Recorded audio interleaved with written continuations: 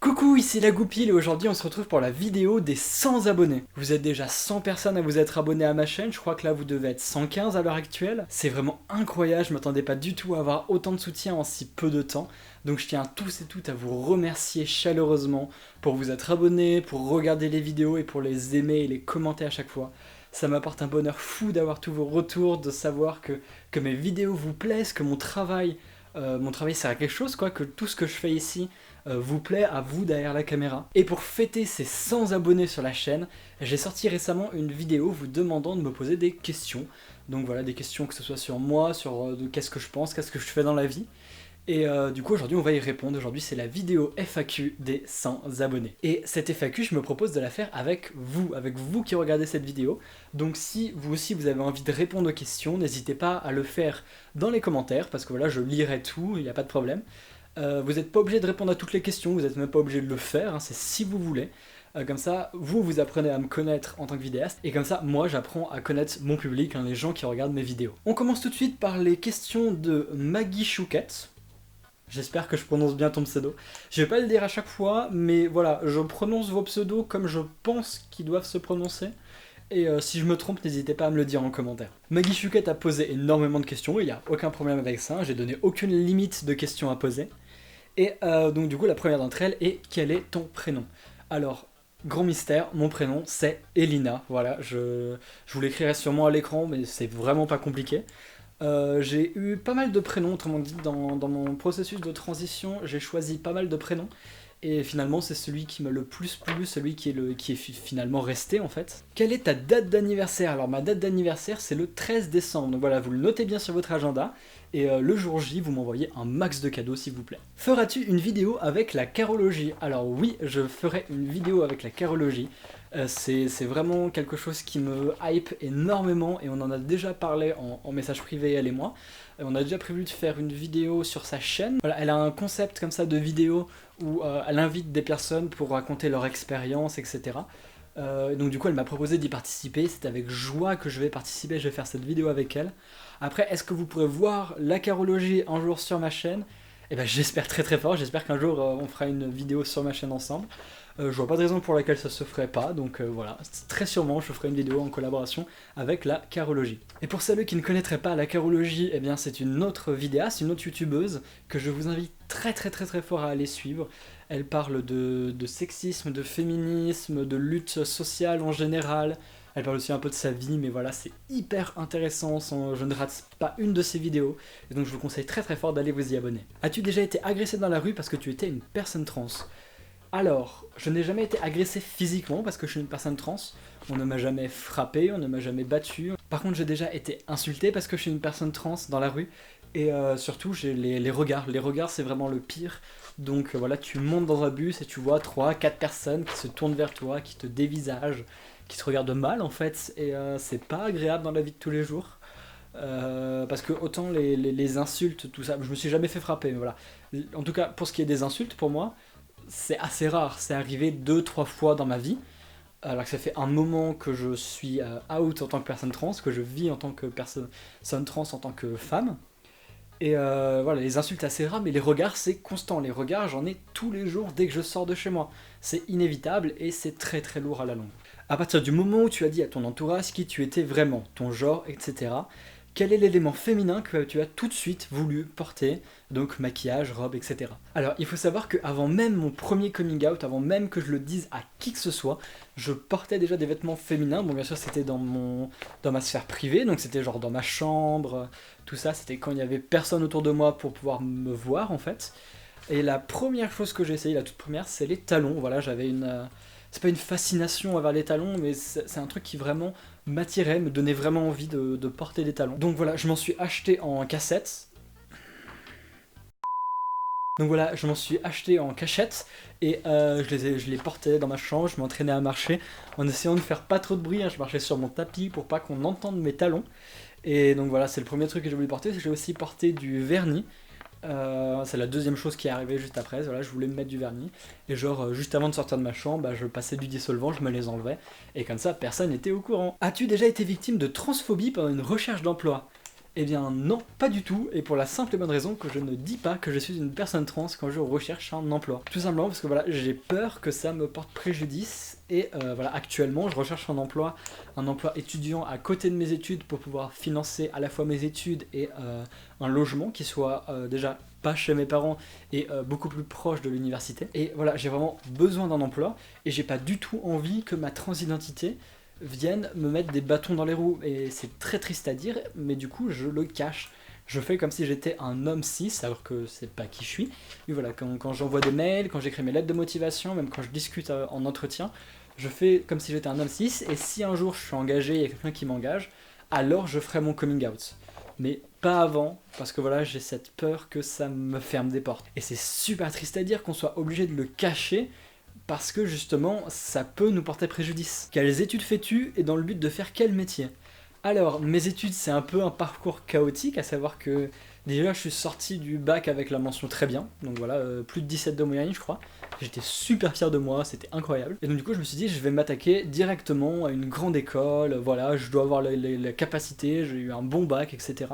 Et du coup, je suis allé à l'EPFL, qui est donc l'école polytechnique de Lausanne.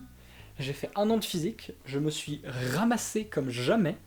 Voilà, donc c'était un énorme échec. Du coup, par la suite, j'ai dû rentrer chez mes parents et j'ai fait une année de chimie à Genève. Donc voilà, à l'université de Genève, j'ai fait un an de chimie et biochimie. Cette fois, je me suis pas ramassé, cette fois, c'était pas loin de réussir. Et théoriquement, j'aurais pu réussir au rattrapage, mais j'ai vite réalisé après cette année que c'était pas pour moi. Clairement, les études de chimie, biochimie, c'était intéressant, vraiment, la matière est intéressante, mais c'est pas pour moi, tout simplement. C'est pas quelque chose qui m'intéresse fondamentalement. Et donc, c'est pour ça qu'à la rentrée 2019, donc dans quelques jours, je rentre pour ma première année d'études dans sociologie. C'est ouf que ça m'ait pas frappé avant, mais voilà, c'est un truc qui vraiment est fait pour moi. Voilà, l'étude des rapports sociaux, des rapports de force dans notre société, c'est exactement ce que j'ai envie d'étudier, ce que j'ai envie de comprendre. Voilà, ça fera de moi une meilleure personne, je pense, une meilleure militante en tout cas. Et donc dans le but de faire quel métier, j'en ai fichtrement aucune idée. Parce que voilà, pour l'instant, mes études en sociologie, c'est des études pour les études, voilà, parce que c'est la matière qui m'intéresse, j'ai envie d'en découvrir plus sur la matière, je sais pas encore quel débouché ça va m'offrir. Je sais que j'ai envie de faire voilà, un bachelor en sociologie, donc c'est l'équivalent d'une licence en France, je crois. Et ensuite un master en études genre. Voilà, je sais que c'est les études que je veux faire, c'est ça que je veux étudier.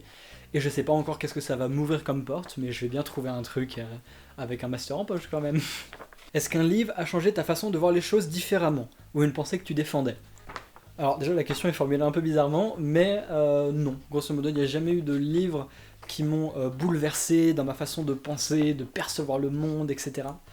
J'espère que du coup qu'avec mes études en sociologie, il y ait ce genre de choses, que j'en vienne à lire des livres qui remettent en question totalement ma façon de penser, de percevoir quelque chose. Et donc non voilà, la plupart des livres que je lis c'est de la fantasy, et il n'y a pas vraiment matière à me faire de la grosse réflexion dessus, ni de changer dramatiquement ma façon de penser. C'est possible, théoriquement, avec le genre de la fantasy, de créer des choses qui font énormément réfléchir, mais de ce que j'ai lu, ça n'a pas trop été le cas. En tout cas, c'est pas du tout ça qui a forgé mes réflexions aujourd'hui. Des chaînes YouTube à recommander? Oui, beaucoup. Asseyez-vous, on en a pour un moment. Déjà, toutes les chaînes YouTube dont je vais parler seront en lien dans la description. Donc si vous voulez, si vous êtes intéressé, voilà, vous avez qu'à dérouler la description. Il y aura tous les liens pour aller vous abonner aux chaînes directement. La première personne dont j'aimerais parler, c'est Kaori Cookie. Donc pour celles qui ne le savent pas, c'est celle qui s'occupait du design de la chaîne.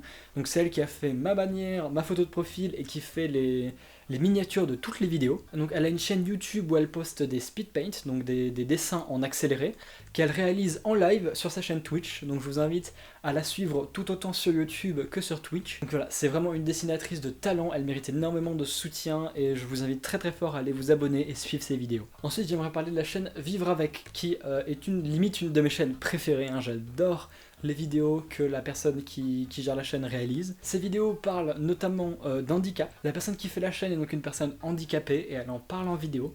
Elle parle de son handicap, de son quotidien en tant que personne handicapée, notamment par rapport à la société, comment la société l'aperçoit et quels sont les biais validistes de la société. Donc le validisme,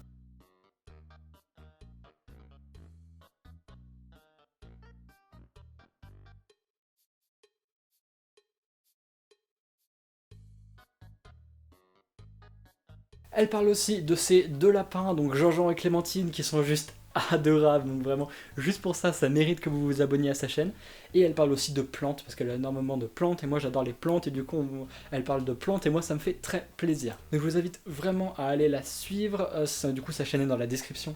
Et voilà, ces vidéos sont très intéressantes, elles m'ont beaucoup aidé à me remettre en question en tant que personne valide et mon rapport par rapport aux personnes handicapées, que ce soit dans la vie de tous les jours ou dans mon langage. Et donc vraiment, allez voir ce qu'elle fait, c'est très important. Et d'ailleurs, du coup, la Vivre Avec a aussi une boutique où elle vend du coup des t-shirts pour les personnes handicapées, avec voilà, des messages particuliers destinés à être portés par ce genre de personnes. Et elle fait aussi du macramé, donc voilà, elle fait des porte-clés et des drapeaux en macramé. Voilà. Donc voilà, ce drapeau-là qui est présent dans toutes mes vidéos depuis le début de la chaîne, c'est chez elle que je l'ai acheté. Donc voilà, elle peut faire n'importe quel drapeau des fiertés et franchement je vous le recommande très fort. C'est vraiment de la bonne qualité et vous le regrettez pas du tout. La troisième chaîne que j'aimerais vous présenter, c'est celle de Puthétique. Donc Puthétique, elle parle de beaucoup de choses sur sa chaîne. Elle parle de sexe, elle parle de véganisme, elle parle de sa vie, comment elle gère sa vie, etc. Elle parle aussi d'autisme, parce qu'elle du coup c'est une personne autiste qui donc en parle. Et c'est très intéressant, ces vidéos sont vraiment incroyables, je les ai toutes regardées et je vous invite à faire de même. Donc franchement, rendez-vous sur sa chaîne, abonnez-vous, elle a pas beaucoup d'abonnés, hein, c'est encore une youtubeuse débutante comme moi. Et donc vraiment, foncez, n'hésitez pas. Je vous recommande aussi la chaîne de l'Icarion Rock. Donc pour celles qui connaissent pas, c'est un humoriste, c'est un youtubeur qui fait de l'humour sur sa chaîne principalement, et qui le fait bien. Donc il parle de fiction, il parle de films, de séries, etc. Et à chaque fois, il essaye toujours avec humour, etc., de soulever les messages que font passer le film. Son humour, en plus d'être super drôle, n'est pas du tout oppressif, il fait pas d'humour oppressif, et ça je lui en remercie. Il fait même de l'inclusif, voilà, il parle en inclusif dans ses vidéos, et c'est l'une des premières personnes que je connais, que je suis sur YouTube qui fait ça, surtout dans la sphère de l'humour. Et donc voilà, c'est vraiment, il se démarque énormément dans la sphère de l'humour sur YouTube. Et je vous invite très fort à aller suivre ses vidéos, vraiment il fait un contenu assez incroyable. Là il est un peu en pause je crois, vu l'activité de sa chaîne, mais franchement n'hésitez pas à aller le suivre, ça vaut complètement le coup. Là tout de suite c'est tout ce qui me vient niveau chaîne, mais je pense que j'en aurais sûrement oublié, ce qui fait que je vais sûrement les rajouter au montage maintenant.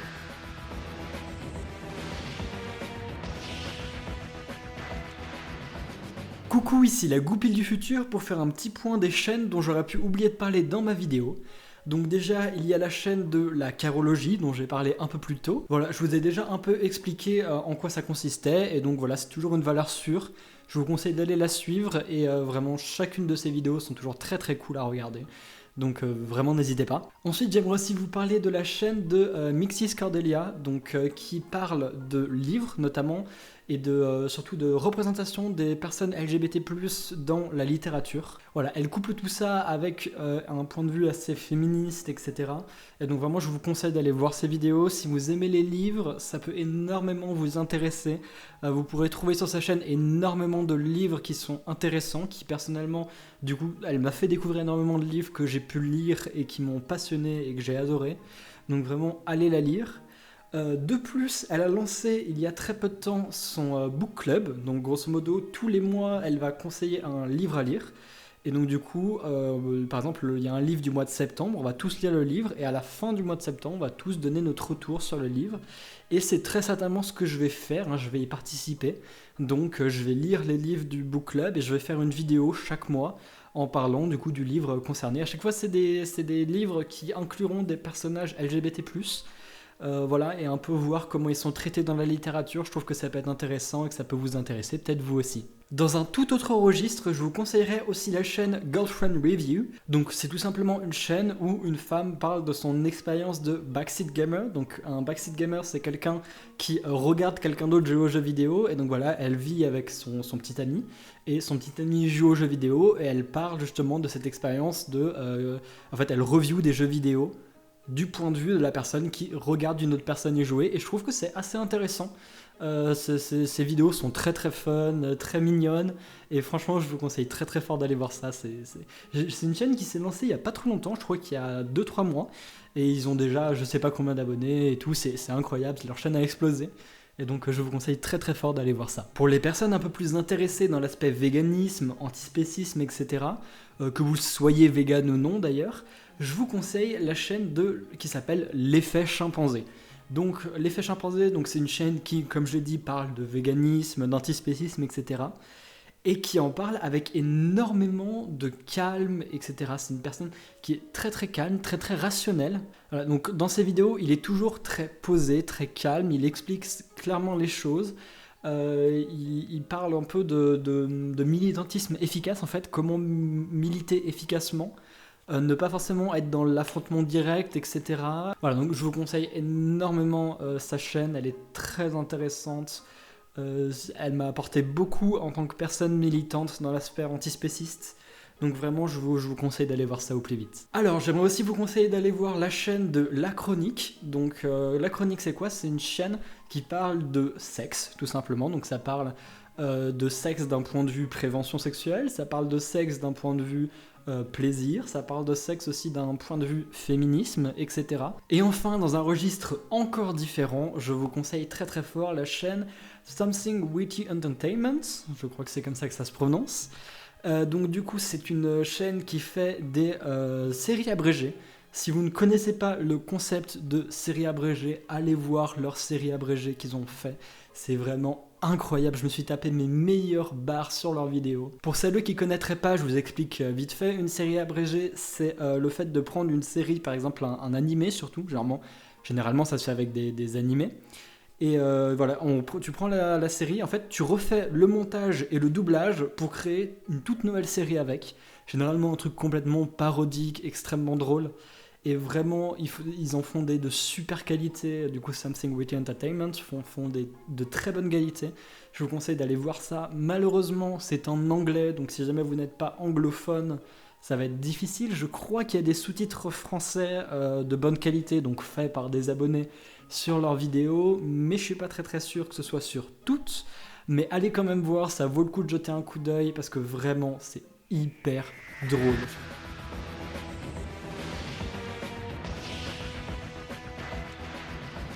Donc voilà, ça c'était toutes les chaînes que je vous conseillais. As-tu un animal de compagnie? Si oui, on peut le voir s'il te plaît. Oui, j'ai un animal de compagnie, j'ai un petit chien qui s'appelle Flint et voilà à quoi il ressemble.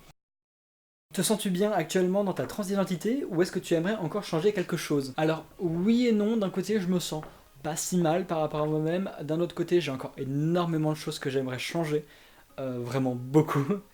Voilà, j'en suis qu'au début de ma transition et voilà, j'aimerais encore avoir un traitement hormonal parce que je suis pas sous traitement hormonal, donc voilà, un traitement hormonal féminisant. J'aimerais énormément aller chez une personne de la voix, j'ai plus le mot en tête, je vais l'afficher à l'écran. Voilà, donc une personne qui peut m'apprendre à moduler ma voix pour obtenir un timbre féminin.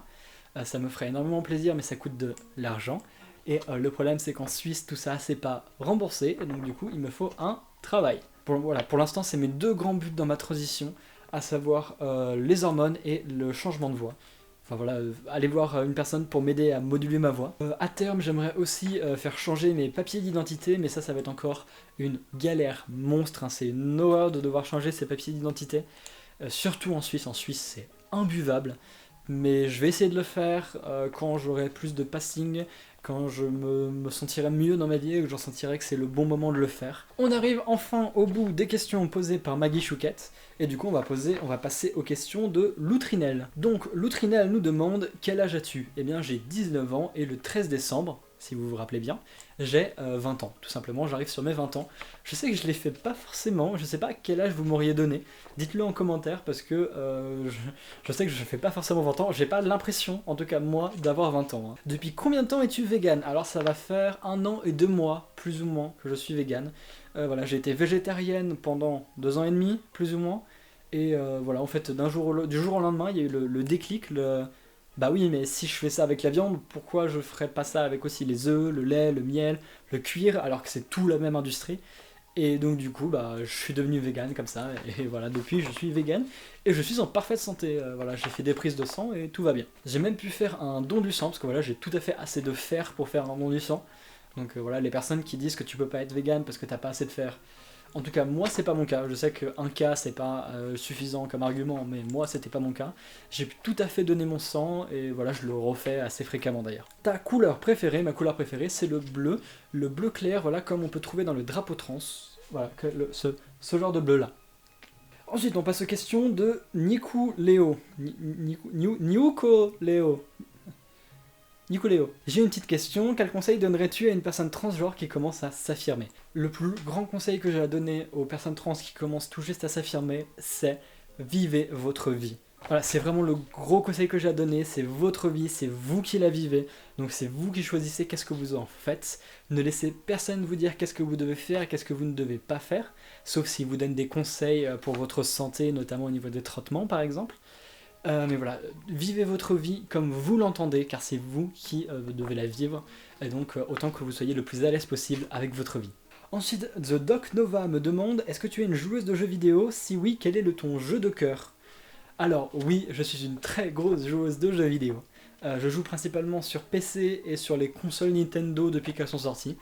J'ai commencé avec la Wii, puis la Wii U, et maintenant je suis sur Switch. Ma saga de jeux préférés, c'est les jeux de The Legend of Zelda, vraiment. C'est les jeux qui m'ont apporté le plus dans ma vie, qui m'ont le plus marqué. Et donc mon jeu favori de tous les temps, mon jeu de cœur, c'est The Legend of Zelda Twilight Princess. Donc il est sorti sur Wii quand j'étais encore assez jeune, voilà, quand je l'ai reçu je devais avoir 8-9 ans. Et c'est le premier jeu auquel j'ai joué qui avait une ambiance aussi mature, aussi sombre. Et vraiment il m'a marqué à vie, c'est mon jeu préféré. Je l'ai fini je sais pas combien de fois. Quand il est sorti sur Wii U, je l'ai racheté, genre, grosse pigeonne. Et si jamais il le ressort sur Switch, je le rachète, hein. Il n'y a aucun problème. Si jamais ils en font un partage sur Switch, je le rachète et je le refinis à 100%, comme je l'ai fini tellement de fois. C'est un jeu magnifique, c'est le jeu Zelda qui m'a le plus marqué, m'a le plus plu aussi. Parce que voilà, l'ambiance assez sombre, etc. C'était vraiment incroyable comme expérience de jeu. Et sinon, il n'y a pas longtemps, j'ai fini Dark Souls 1. Donc voilà, vous pouvez m'applaudir dans les commentaires, je suis personnellement très très fier de cet exploit. Suis-tu un traitement hormonal? Si oui, depuis quand et par quel moyen? Non, je suis pas encore sous traitement hormonal, tout simplement parce que en France, dans mon coin de la France, je connais aucun endocrinologue qui soit suffisamment cool avec les personnes trans. Et en Suisse, c'est pas couvert en fait, c'est pas remboursé, donc si je veux avoir un traitement hormonal en Suisse, il va falloir que j'ai de l'argent. Et donc c'est pour ça que je cherche aussi désespérément un travail pour avoir de l'argent pour ma transition. Et donc voilà, dès que j'ai un traitement hormonal, je vous ferai des vidéos dessus, je vous ferai des vidéos sur comment le traitement hormonal m'a impacté, qu'est-ce que j'ai comme traitement, quels ont été les effets que j'ai observés. Mais voilà, je vous en parlerai sur la chaîne, il n'y a aucun problème, mais pour ça il faut déjà que j'ai le traitement. As-tu un idéal féminin, un modèle auquel tu aimerais correspondre? Non, pas vraiment, non, j'ai pas vraiment d'idéal féminin. J'ai quelques personnes trans que je suis, qui sont un peu mes... Pas mes modèles, mais voilà, je les admire énormément. Par exemple, Jamie Clayton, pour celles qui voient, c'est celle qui joue Naomi dans Sense8. Voilà, donc c'est une personne trans, c'est une actrice trans. Et franchement, je trouve cette personne incroyable. C'est une grosse source de motivation dans la vie de tous les jours pour s'en sortir en tant que personne trans. Mais plus que pour s'en sortir, pour réussir en tant que personne trans. Donc, Fury of Alstom. Yeah. Donc Fury of Alstom qui me demande, penses-tu qu'une personne qui ne soit pas directement affectée par une lutte sociale peut-elle aussi rejoindre ladite lutte et faire son possible pour améliorer les choses?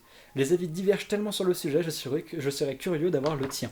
Je pense qu'une personne qui n'est pas directement concernée par une lutte peut être alliée à la lutte, mais ne peut pas en faire pleinement partie. Une personne cis peut être alliée à la cause trans, mais ne peut pas vraiment comprendre ce que c'est que l'expérience d'être une personne trans. Et pareil par exemple pour les hommes par rapport à la lutte féministe, ou les personnes hétéros par rapport aux personnes homosexuelles, bisexuelles et pansexuelles. À partir du moment où tu ne peux pas expérimenter ce que ça fait de faire partie de ces groupes sociaux, je pense pas que tu puisses vraiment te dire membre de la cause, mais plus allié à la cause. Donc voilà, tu joues un rôle important en tant qu'allié, mais voilà, il faut pas prendre la parole à la place des personnes concernées, etc.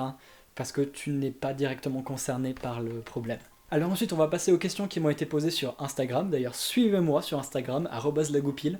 Voilà, je vous fais confiance. Yaeline nous demande, c'est quoi que tu préfères faire dans les vidéos, tournage, écriture, montage ou autre? Alors ce que je préfère faire dans les vidéos, c'est les poster en fait. Voilà, c'est le moment où je poste la vidéo, le travail est fini, j'ai fini de faire la description, tout ça, la vidéo sort. Et je commence à avoir vos retours qui sont souvent super positifs, adorables, etc. Voir que mes vidéos marchent, que mes vidéos intéressent des gens et que des gens commentent positivement sous mes vidéos, c'est ce qui m'apporte le plus de bonheur dans le processus des vidéos. Cependant, dans le côté réalisation des vidéos, j'ai pas vraiment de préférence. Voilà, chaque partie a ses côtés positifs et ses côtés négatifs. Voilà, le tournage par exemple, j'ai toujours plein de problèmes pendant le tournage et pourtant ça me fait plaisir d'être devant la caméra. L'écriture, des fois je me casse la tête pendant des heures à chercher des informations, mais qu'importe parce qu'au final je suis assez fier des textes que je produis. Et le montage, bah, généralement c'est long, c'est difficile, mais avoir à la fin les vidéos montées, finies, qui a une belle gueule, ça fait vraiment plaisir quoi. On va finir avec une dernière question de la part de Kaori Cookie. Donc voilà, allez la suivre et elle me demande quels sont tes projets pour la chaîne. Donc voilà, vu que la question m'a été posée, je vais un peu parler de mes projets pour la suite de la chaîne. Déjà, mon plus gros projet actuellement, en plus de continuer les vidéos comme elles sortent déjà, c'est d'ouvrir une page Utip. J'ai déjà fait la demande au site et voilà, j'attends la réponse, mais malheureusement, il faut plusieurs mois généralement avant d'avoir une réponse. Je vous tiendrai au courant selon si ça a été accepté ou non. Si jamais ma page Utip est ouverte, forcément je vais vous la partager, je vais vous faire chier avec ça. Pour celles qui ne voient pas ce que c'est, en fait, Utip, c'est un site sur lequel vous pouvez choisir de regarder des pubs et ça rémunère vos vidéastes comme ça. Voilà, vous choisissez de regarder une pub pour moi par exemple, quand j'aurai ouvert ma page, et ça me rapporte genre 5-10 centimes par pub. Donc c'est pas beaucoup, mais voilà, vous pouvez regarder plusieurs pubs par jour. Et si vous êtes, voilà, là vous êtes 100 sur la chaîne, si vous êtes 100 à regarder plusieurs pubs par jour, à la fin du mois, eh ben j'ai suffisamment d'argent pour m'acheter une caméra, pour m'acheter un nouveau micro, pour m'acheter des éclairages, pour m'acheter de quoi produire de meilleures vidéos en fait. Parce que voilà, le but de la page Utip, ce serait d'améliorer la qualité de mes vidéos. Pour l'instant je tourne avec mon téléphone, donc voilà, il a une bonne qualité de caméra, mais il arrête pas de changer la luminosité, et puis des fois c'est pas très bien. Aussi, il faut que je me rachète un trépied parce que mon trépied est cassé et donc là je fais avec un système purement voilà, MacGyver. Et mon micro est pas du tout fait pour enregistrer ce genre de vidéo, hein. C'est un micro de gaming où je suis censé parler à 20 cm comme ça. Voilà, je suis censé parler à cette distance du micro normalement. Et du coup par rapport à Utip, je pensais aussi à mettre mes vidéos en avance dessus. Donc voilà, si vous regardez une vidéo de 20 secondes, donc c'est pas très coûteux pour vous, et moi ça me rapporte gros à la fin quoi. Vous pouvez voir la vidéo 2-3 jours en avance. Après voilà, ce sera les mêmes vidéos, il n'y a aucun problème et je vous demande même pas de faire de gros dons pour ça. Voilà, c'est juste que j'ai besoin d'argent pour financer mes vidéos, pour financer le matériel nécessaire à améliorer la qualité de mes vidéos. Et donc voilà, je pense que c'est un bon moyen d'utiliser Utip pour ça. Au niveau des vidéos en elles-mêmes, j'aimerais énormément faire beaucoup plus de vidéos en collaboration. Donc voilà, faire des vidéos avec d'autres personnes d'internet, notamment les personnes que j'ai citées plus tôt, dans les chaînes que j'ai recommandées. Voilà, si vous regardez cette vidéo, franchement ça m'intéresserait énormément de faire des vidéos en collaboration avec vous. Parce que je trouve ça un peu triste que je sois toute seule à parler devant ma caméra, peut-être qu'avec quelqu'un d'autre, avoir une discussion, un échange, ça peut être beaucoup plus intéressant, beaucoup plus pertinent. Au niveau du contenu même des vidéos, j'aimerais aussi pouvoir vous sortir de ma chambre en fait. Donc voilà, si j'avais un bon micro, une bonne caméra, je pourrais faire des vidéos où je sors d'ici, où je vais vous montrer d'autres choses. Par exemple, j'aimerais vous montrer des vidéos sur les actions militantes antispécistes que je fais. Mais pour ça, il faut que j'ai une bonne vidéo, que je puisse trimballer partout, etc. Et donc pour l'instant, je filme avec mon téléphone, hein, du coup c'est pas trop possible. Et voilà, j'aimerais vraiment vous faire ça un jour et ça serait incroyable si j'avais les moyens. Voilà, et après au niveau des idées pour des vidéos, j'en ai plein, j'ai plein de sujets que je veux aborder, plein de thématiques que j'aimerais soulever. Et donc ça arrivera sur la chaîne, ne vous en faites pas. J'espère juste réussir à tenir le rythme pendant l'année parce qu'en fait du coup, si j'ai mes études plus un travail à côté, ça va être dur de trouver du temps pour faire des vidéos. Je vais tâcher d'en trouver, ne vous en faites pas, je vais faire des vidéos, je vais continuer de faire des vidéos parce que ça me fait très plaisir, ça m'apporte énormément de faire ces vidéos et de vous les partager. Donc je compte pas arrêter, mais je sais pas si j'arriverai à en faire plus d'une par mois par exemple. Je vais essayer vraiment de faire des vidéos assez souvent, mais je peux rien vous promettre au niveau du rythme. Donc voilà, c'était toutes les questions que vous m'avez posées pour cette FAQ des 100 abonnés. Je vous remercie énormément de m'avoir suivi, voilà, plus de 100 personnes, c'est assez dur à se figurer déjà.